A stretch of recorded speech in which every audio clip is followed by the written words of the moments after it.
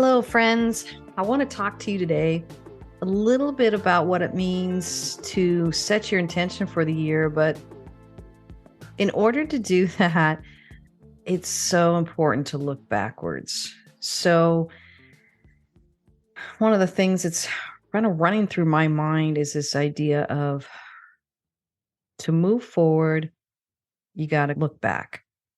So, my word for the year for 2022 was the word welcome. And in order for me to think about what I wanted the 2023 word to be, I had to stop and say, what did welcome teach me over the course of 2022? There's some lessons that I learned or needed to learn, or frankly, just don't want to miss. So as I looked back over 2022, it's the process of what I do. And I spend some time in that. And sometimes I'll spend most of January in that before I decide on my word for the new year. But I'm asking these questions of what did this word teach me? How did I grow and evolve? What do I need more of in order to set my new intention for the year? So, what I'd like to do is talk a little bit about what the word welcome taught me for my year of 2022. First thing I started realizing is I wanted to welcome in more peace. Yeah. I was waking up on a consistent basis with a lot of anxiety or fears or kind of insecurity, almost like this sense of, oh my gosh, what's the day going to bring now? And am I up for it? I didn't realize how much I was drifting into that. And I think, frankly, it was coming from so much growth and expansion in my work and my company, and also just in the ideas and the books and the writing that I was doing. I was growing, and sometimes my emotions weren't keeping up with the growth. And so instead of enjoying it, I was starting to get nervous about it because the growth was happening. And, I think just human behavior, sometimes growth is met with so much excitement, and sometimes it's met with a little bit of unsureness. So I think what I started realizing is when I became more mindful, I wanted to welcome in this idea of more peace. So I began to really journal about that and talk about it, and of welcoming in kind of my beliefs around this. So this is one of the beliefs I came up with when I started this process back at the beginning of 2022 in January. I realized a false belief that I was fighting was that I'm not allowed to live in peace because I have to be working on something. Oh my goodness. When I realized that, talk about a clarifying moment. What a sad way to live. I wouldn't want anyone else to live that way. I wouldn't coach anyone else to live that way. I'd say, wow, sounds like we got to change your belief. So allowing myself to just really be honest about what I believed about peace and the lack of it, I realized I needed to change that and reject that false belief. And I started inviting in a true belief, which is I get to live saturated in peace.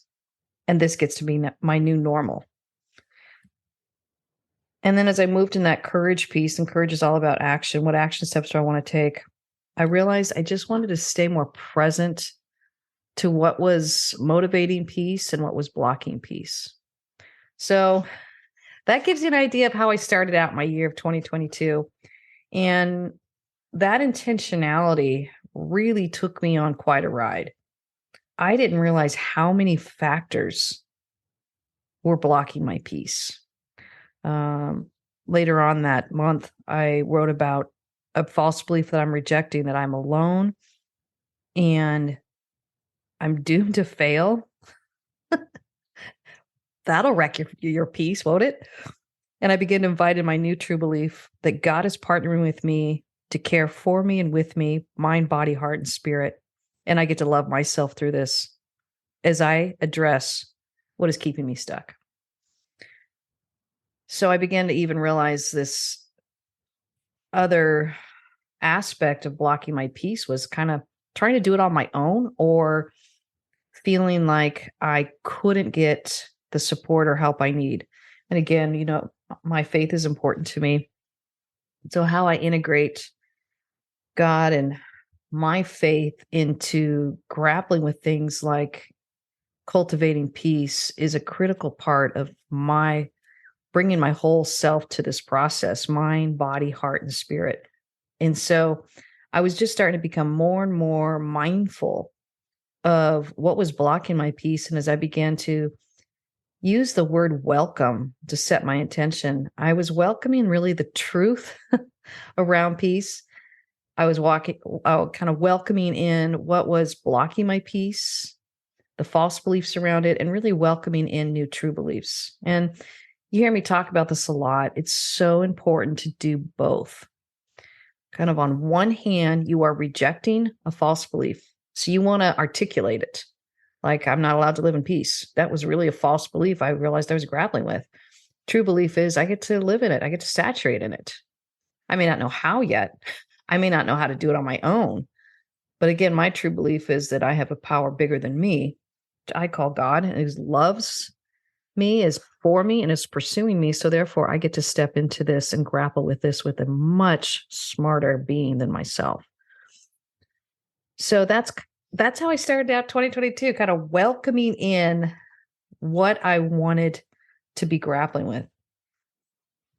And that moves me into this next piece of the journey, which I started realizing I had given up a lot of my tire swing. And you all have heard me talk about this with the allegory of the little girl with the bracelet. She wears so many bracelets that weigh her down that sooner or later she can't go on her tire swing, which gives her so much joy. And she can't spend her time under the stars, which gives her this permission to really hear herself and honor who she's made to be.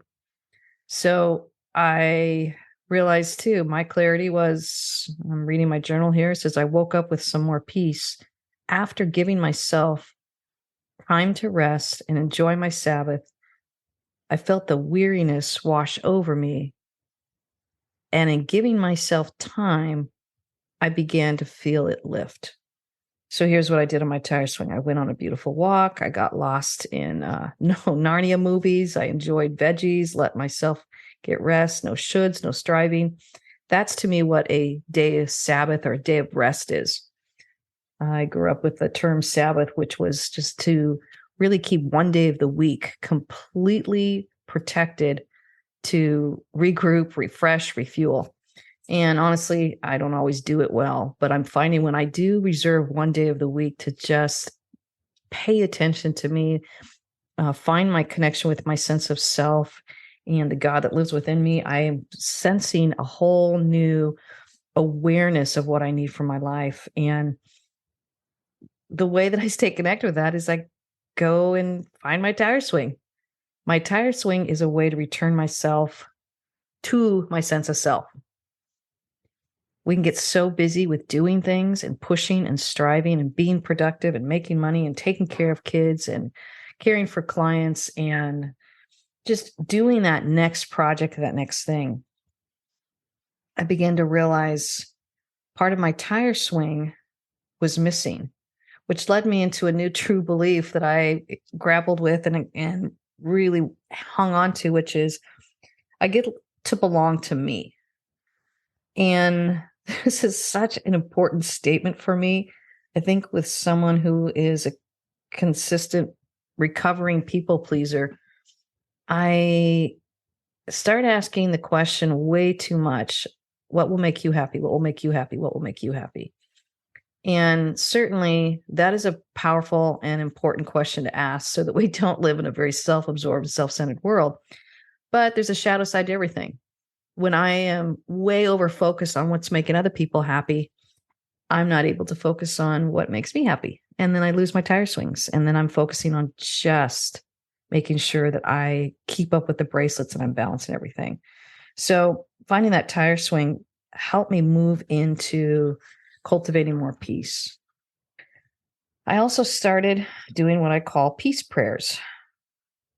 I would wake up with my true belief, saying things like, how do I get to invite in peace today? And in that space, not trying to answer it myself, but inviting in the presence of God to guide me and direct me. It was me literally asking a very intelligent question. with the faith that I was going to get an answer. So I get to invite in a power and an energy that comes from peace, not from striving, not from anxiety. And that began to be more of what I call my peace prayer, where I would say, how do I get to use peace to energize me, not stress, not productivity, not busyness, not intellect, not all these other things that sometimes fuel us and move us forward, and sometimes honestly work. I wanted to be able to reach for my power source of peace that comes from a much higher level than me. And I began to realize how powerful it was to own and start the day, but own my power to be able to access peace. That is a really powerful feeling. And I realized how much I give that power to cultivate peace and access peace. I give it away. I give it away way too much. So as I'm maturing and moving to the last third of my life, it's learning how to hang on to that power to cultivate peace. I had a large event that came up. It was an executive retreat that I was hosting and leading. And sometimes these clearly can create anxiety and angst. Oh my goodness. I woke up the first day of that, and this was in later January. I'm just looking at my journal entry, and it's just saying, I woke up excited about my day because I could feel that I was being fueled and motivated by peace. This is a significant shift for me. Someone is more type A and wanting to get all their ducks in a row and all their T's crossed and her I's dotted. A lot of my fueling came from a sense of striving, anxiety, worry, just getting the job done, working the problem. And like I said, this does work for a season, but it's not a sustainable, thriving life. It becomes a survival technique that we do to survive life. And our goal is to start moving more and more into thrival methods. So I can wake up trying to tackle my day, or I can wake up inviting in peace and saying my peace prayers to invite in a presence that is going to allow me to cultivate peace and be fueled by peace and energized by peace, not energized by stress or striving anxiety.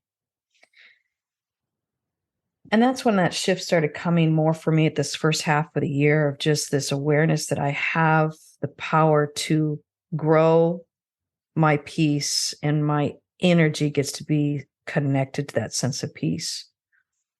One of the false beliefs I had to tackle was I have to subject myself to dark energy to get loved, valued, and be seen. I only deserve dark energy to motivate me. I don't deserve to feel loved. I have to just take what people give me. Well, there's no level of peace in that. And in my opinion, there's no sense of a loving God in that. What I began to realize is that was me telling myself stories about how peace got to play a part of my life. And again, thinking back on my word welcome, I'm not just welcoming in peace, but I'm welcoming in the truth around peace. And to live in that intentionality to say, what is blocking my peace today and how do I cultivate it, was a very powerful shift for me. And my true belief that began to really grow was saying, I am increasing my power to grow my inner energy that is fueled by peace. I wanted everything I said and did that day, whether as a coach or as a parent or as a friend or as a family member or as a spouse, I wanted everything to be motivated and fueled by a sense of a peaceful presence. This isn't something that comes naturally to me, but I'm realizing it is something that is what I want to welcome more into. And I don't even think I realized that I could do that. So I moved into that courage piece. Courage is all about action. And what I said for that day was I get to pause and not do anything until I feel peace. This began to be a conscious connection for me to say, don't move forward. Don't pick up that phone and make that call. Don't respond to that. Don't take one more step forward until you're able to check and say, is this coming from a place of peace? Unbeknownst to me, that became a really powerful peace prayer practice for me because I had to make some really big decisions that honestly could really make me feel stressful or anxious because I've never done some of these things before. And realizing, wait a minute, I get to be fueled by peace. The cool thing about that is that if I wasn't feeling a sense of peace, it was telling me and signaling to me, whether in my body or in my mind or my heart, that I needed to say no to this or I needed to decline this.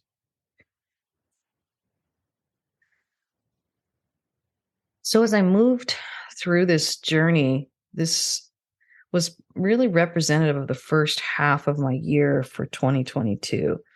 I began to wake up more, feeling peace. I began to notice the barriers that were blocking me from my peace.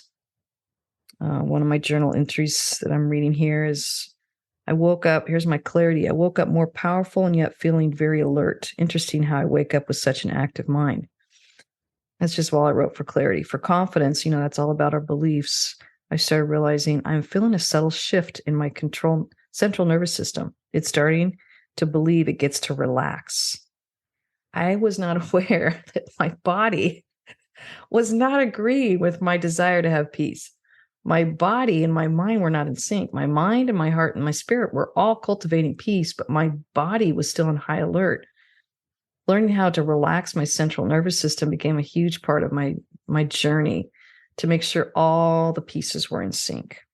And then as I started understanding that my body is communicating to me where peace is being held or not, I just started really paying attention to where my face felt tight or my body felt tight or stiff. And one of the true beliefs I began to cultivate is I get to live free and enjoy my life without fear, obligation, or guilt.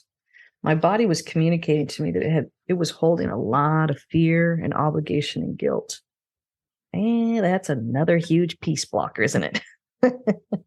If I am allowing fear and obligation and guilt to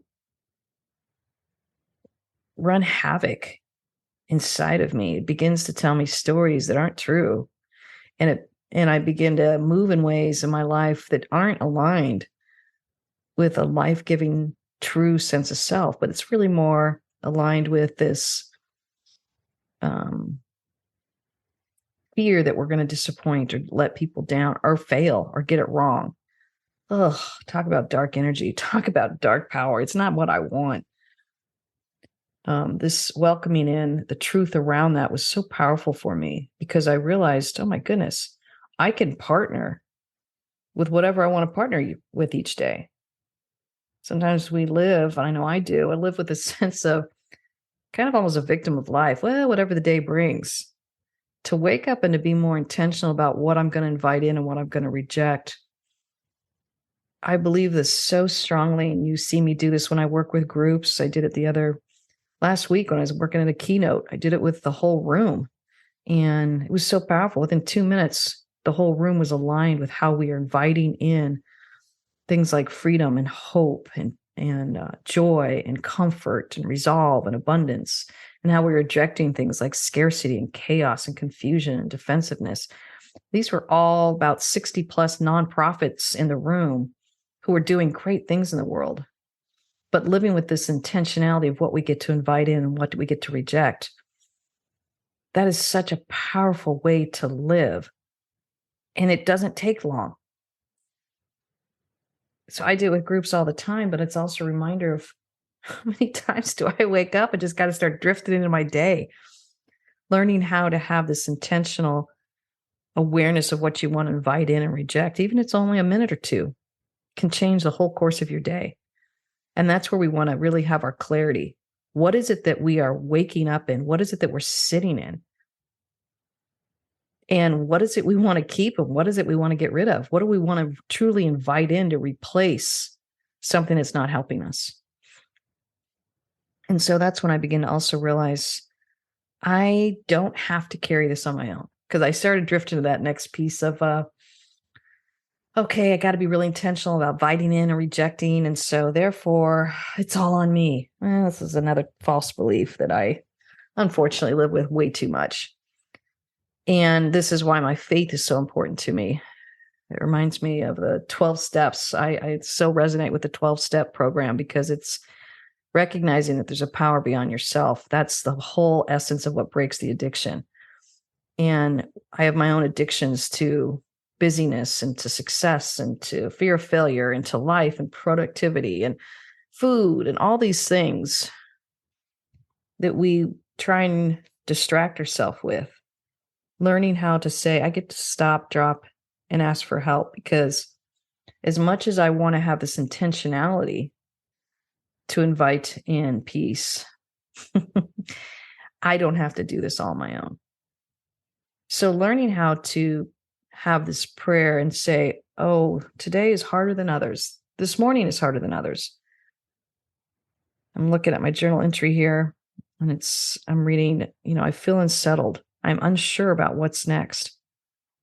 I need to feel the tiredness and the fatigue or wash over me. Otherwise, I'll keep pushing. So much to do, so much to take care of. I mean, that's how I woke up. That was my clarity of what I was feeling. And then there's this poignant line I wrote, I need help taking care of myself. Just writing that was part of my clarity, moved me right into my false belief of I have to take care of myself. That's what was emerging for me in my clarity. And going into that true belief that said, I get God. I just get God. And God gets to offer me peace that I can't find for myself. And I get help with this. That's where my faith is so powerful for me, where I get to admit that I am not God. I am not able to do this all on my own. So I'm right there with all the 12 steppers. I drop to my own knees and say, and admit that I cannot do life on my own. And that's where my faith becomes very real for me. So as I want to cultivate more peace, I'm starting to ask for more help in this. That also began this powerful journey of how I was waking up with a lot of hard emotions. I was not expecting that. But when you start out on a journey to cultivate something like peace, you got to welcome the good with the bad. All the good, yummy feelings of, oh, this is wonderful. This is euphoric. I do feel this peace. And there were mornings I woke up that way. But there were also mornings that I woke up with dark clouds and hard thoughts and anxious thinking and fearful thinking. But I use it as this catalyst to recognize this is what's blocking me from my peace. So as I felt some of these hard emotions, I would say, now what's behind it? And that's where the false beliefs would come out. And unfortunately, I'm way too smart and way too creative. So my false beliefs are large and numerous. I've got a lot of them. And I kind of joke that way with people because I work with a lot of intelligent, creative people. And I say, the more intelligent you are and the more creative you are, the more false beliefs you are going to come up with. Your list is going to be long. But learning that they creep up and how to look at them quicker and faster and then shift, not only reject it, but then shift it into a true belief. That's really where we talk about the clarity and the confidence and the courage. But this is that trifecta where you get to start transforming your mind and you get to start transforming, doing transformational living that actually changes who you are in ways that you really know deep down you're meant to become. So that's why you're going to hear me keep talking about this clarity, confidence, courage. I journal this way. Clarity is usually a paragraph, maybe a couple pages if I'm really into it, but sometimes it's just a couple sentences to say, what's my clarity? What am I waking up with this morning? Or what am I facing if I have to stop and journal throughout the day? It's to help me center myself. Out of that clarity, you start hearing what you're believing. You start hearing the false beliefs, you start hearing true beliefs. And that's where I move into the confidence and I start the process of rejecting that false belief and inviting a true belief. Courage then is moving all into that action step to say, well, how am I going to take action based on what I've learned today?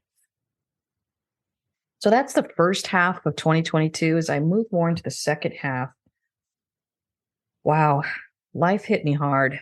I was not expecting it, but I was very grateful that I had been guided to cultivate a mindset of peace because somewhere around August, I said goodbye to my last child as he moved into college. And so all the emotions around that of having so much joy and pride and how hard they worked and where they're launching into college, and then grappling simultaneously with the loss and the sorrow and the grief. Then you compound it and moving it into 30 plus years of marriage where literally these two kids have been our pet project. They have been the topic of so much action and movement and conversation and energy in our home, and all of a sudden it's gone. What in the world?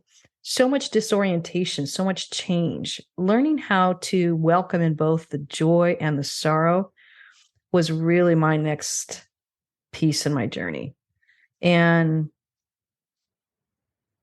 I'm so grateful for that first half of the year that I had welcomed in peace, because it prepared me to welcome in some of the struggles. And what I learned was I'm returning back because of out of some of the sorrows and the struggles and the transition and saying goodbye to my son. I started returning some old false beliefs. One of my journal entries here is I've spent a lot of energy striving, goals, achieving, producing, productive word. It's all created a bit of an addictive high for me. Ooh, that's a sobering thought to have clarity on. So that was my clarity. That was somewhere in August. And I moved into rejecting that false belief that success comes with striving and pushing and achieving and producing.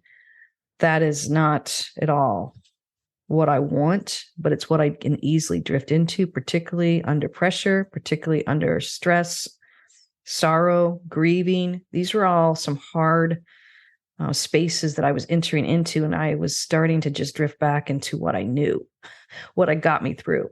And let me be clear here. I want to pause on this and say, this is some of that survival thinking, and that's not always necessarily bad. We need to survive moments in life. And some of us get really good at that. I got really good at it. What works against me and the shadow side of that is I start getting stuck in survival mode. I have to push, I have to produce. This is what is expected of me. That's only going to hurt me in the long run. It's not going to allow me to evolve into to my best self, but also into being a better human to this world. Learning how to say, I get to believe that I'm being led and guided as I release and receive. That became the true belief that I began to reach for. And you're hearing me talk so much about my beliefs and the true beliefs. I want to just say, true beliefs can feel too good to be true. That's usually a sign that that's the belief you need to reach for. So the way I picture it is I am just reaching out for this lifeline. I'm in the middle of this huge storm in this ocean and I'm going down, but someone throws out this lifeline and I'm reaching for it. That's what a true belief is for me.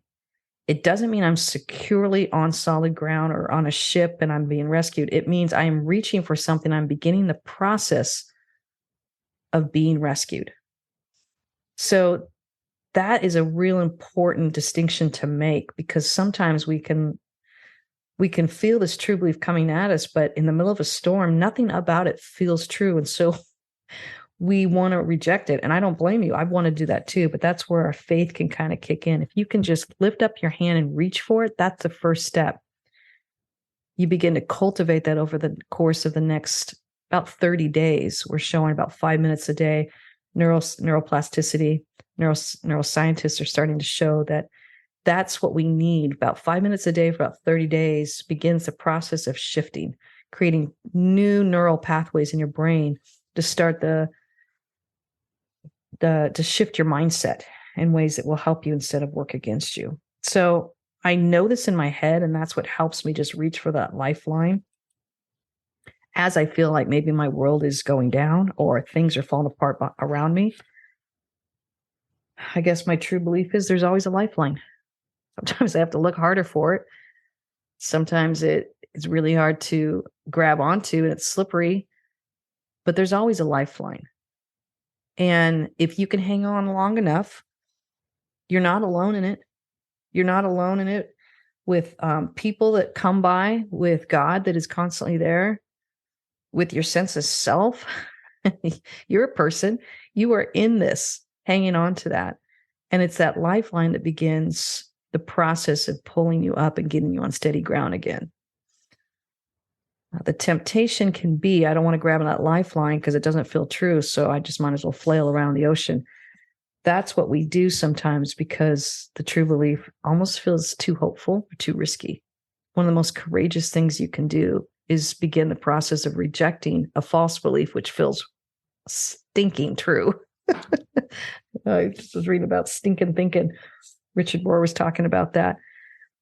It can feel like this way too true. I am going down. I don't have help. There's things that feel true in the moment. My son is leaving. I am going to miss him. Now what? How do I move into this transition? How do we as a marriage navigate this next piece? Oh my goodness, I had more questions than I had answers.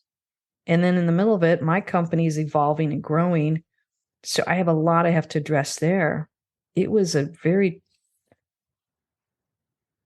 rough season. Of course, looking back on it now, I can say, oh yeah, I was changing and growing. In the middle of it all, kind of felt like the wheels are falling off. And that's what change can do sometimes. And, I think I say this quite a bit in my coaching. Everybody wants breakthrough until they start experiencing it. Breakthrough is not fun. The process of breakthrough is pretty traumatic because you have to peel back all the layers of what got you to where you're at. And then you've got to try and get new ways of thinking to get you to new places. Makes me think of that book, What Got You Here Will Not Get You There. I haven't read the book, but just the title alone makes me love that thought that we outgrow ways of thinking.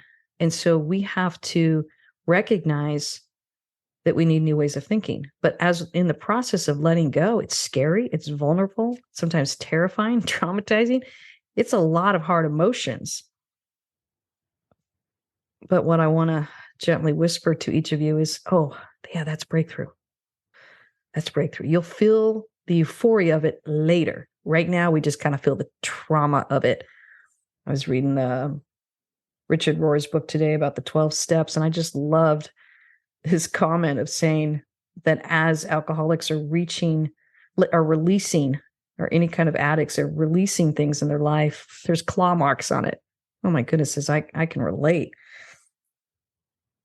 I don't release easily, but I know that as I age, the releasing is what we need in order to engage that full sense of presence and peace and actual true connection to self.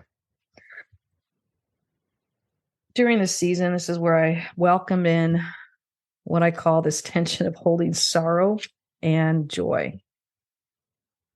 And I didn't realize I could hold both simultaneously. I also began to realize that there was what I call joy blockers.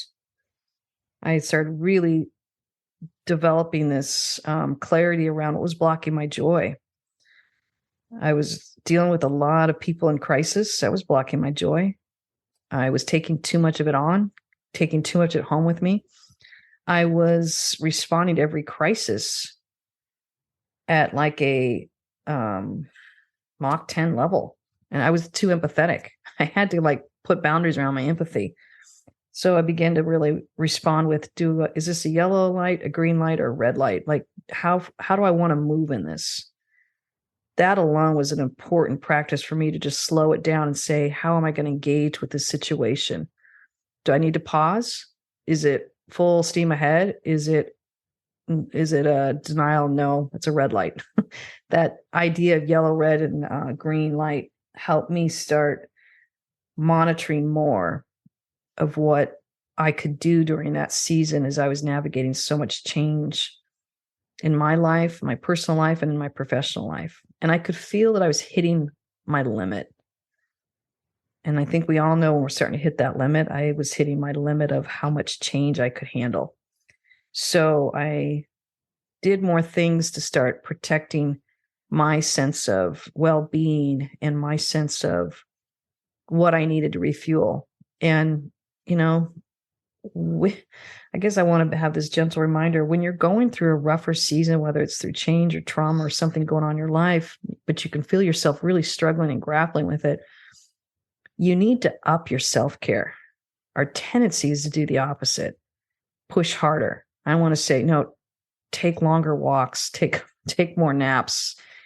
If you're like me, you don't even take naps. Start taking some nap, meditate, rest, take longer baths, do things that care for yourself in new ways because you're at capacity. And sometimes I did that well, sometimes I didn't do it so well. But as I welcome in the truth of this last piece of the year, I started really welcoming in what's called a welcoming prayer. Isn't that cool? Because it was for the word of the year, but it starts out with, God, I give up all need for security, affection, and control. I didn't realize that I had the choice to give it up. I just thought, oh, we all need security, affection, and control. To learn to say, I'm going to release that and give that back into your loving arms and to be guided and led by you was a whole nother thought for me. But I wanted to lean into a power beyond myself. And so recognizing that I got to release all security, affection, control was a new way to actually step into how I prayed. During this time too, some anger was really coming up. I was waking up with anger. Again, anger can teach you a lot about what you're grappling with. Here's some false beliefs I started really confronting. I can't speak up because it'll cost me too much emotional energy. I shouldn't be bothered by this. We start shaming ourselves. I'm stuck and I don't know what to do. So therefore, I'll do nothing. These were false beliefs that were completely keeping me stuck in a hard season, and learn how to say, no, these are the true beliefs I get to invite in. I get to honor what I'm feeling and find the words for lovingly express it. There's always a way forward. It's worth it to speak up because we'll all be better for it. Those were the true beliefs. I began to replace those false beliefs. So as I came to the end of 2022, here's what I realized that welcome had taught me. It taught me the truth about my deep sadness. I'll be honest with you folks, I don't like feeling sadness. So to come to terms with that was not a very fun experience for me. And some of it I had been carrying around since childhood, some of it for the last several years, some for the several decades, some for just more recent.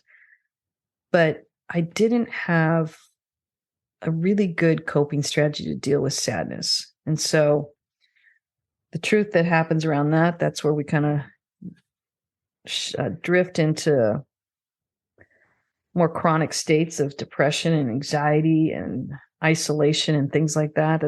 That's what humanity does. So if we don't deal with the emotions. So knowing this, I welcomed in the deep sadness in some places that I had been carrying for a long time. And that's when I hired a counselor to work it through. I also hired a spiritual director.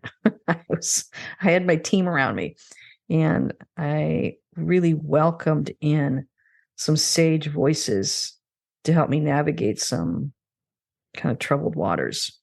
And I got so much relief from that, got so much peace from that, and I got a lot of deep wisdom that I needed in order to move in that next stage. And ultimately, I began to really welcome in a deep connection with my true self. I have a tendency to live disconnected. I think we all do, but I'll just own it for myself. Especially if it's like sadness or an emotion I don't really enjoy feeling, I will find ways to disconnect from myself.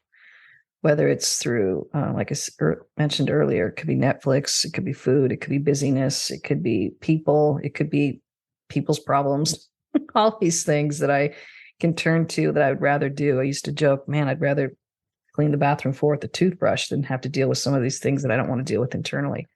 Knowing that about yourself, if you're anything like me, allows you to create a safe space around you to deal with it when you're ready, and also to invite in safe people to help you so you're not alone. And I didn't even know who to ask or talk to, but as I started really praying about that and really reaching for that true belief that I don't have to do this alone, the people come. They're what I'm realizing as I'm aging is there's an abundance of people and guides to help you. It's just learning how to welcome that in and invite that in and reject the false belief that you're alone and that you have to suffer alone. So as I wrap up, I began to realize I was welcoming tensions of both the hello and the goodbye, the joy and the sorrow, the pain and the relief, the brokenness and the healing, the fear and the love, the truth and the timing, the self and others, listening and advocating. These were all tensions I realized that was making me feel kind of stressed because I didn't know which one I should do. Should I commit to joy or should I commit to sorrow? Should I commit to fear or love, truth, or, what am I committing to? And realizing, oh my gosh, I can commit to both at the same time. That's our human complexity. And that's what I'm calling holding tensions. And I write about that in my book. But other tensions I began to learn to hold simultaneously was releasing and pursuing. Releasing my son to go into college and yet pursuing him and letting him know I loved him, knowing when to reach out and call him and when to visit him, and also allowing him to feel my pure joy that I released him. That's a tricky place for a mother, right? Keeping peace and allowing uncomfortableness was another huge tension I began to learn to hold. Sometimes I don't like it uncomfortable, so I try to hurry up and create peace. Sometimes that's not always good. Learning how to sit in both the peace and the uncomfortableness was important. Things like eating and fasting, resting and exercising, waiting and taking action, questions and answers, conflict and resolve. These were tensions I began to really notice that I just say, Head, you don't have to do one or the other. It gets to be both. And that's the God piece in all of us. If we let it, helps us hold tensions in life because we all like the resolve, don't we? So ultimately, I'm welcoming in more love. And I begin to realize, what is love? Well, I believe love is patient. Love is kind. It doesn't demand its own way. I think love allows me to stay curious, to listen, to speak with gentleness, to respond kindly. This was the person I wanted to become more of. This is what I was ultimately learning from my year of welcome. What was I welcoming in? What had I welcomed in? This is all that I'd welcome in, which is preparing me for my new year, my new word for the year of 2023, which is patience. I felt like this next level was this awareness of being patient with myself and the growth that I'm encountering, being patient with other people. And honestly, it starts with yourself. You become more patient with other people when you're more patient with yourself. So if you notice you're being impatient with other people, it's usually because you're being impatient with yourself. I was beginning to see the signs with that, and I just thought, no, I'm going to start with me. It always starts with ourselves. Learning how to say, I'm going to be patient with the process, patient with God, and patient with others in the process that they need to take. I just realized, on the heels of a year of welcome, patience is my next leg in the journey. So I hope that helped. I'm a deep soul and a deep thinker. So thank you for letting me just share with you my 2022 year. And as always, I love hearing from you. Many of you you might text me or email me or even call me. I just love hearing your words for the year. But more importantly, I'd love to hear how your 2022 word for the year really impacted you, because based on that, that's where we become changed and transformed human beings. As usual, I'm cheering you on. Thanks, everyone. Thanks for joining us today. We'd love a review. Helps us out quite a bit. Wherever you are, just drop a review, and you can find out more at heatherpenny.com. Cheering you on.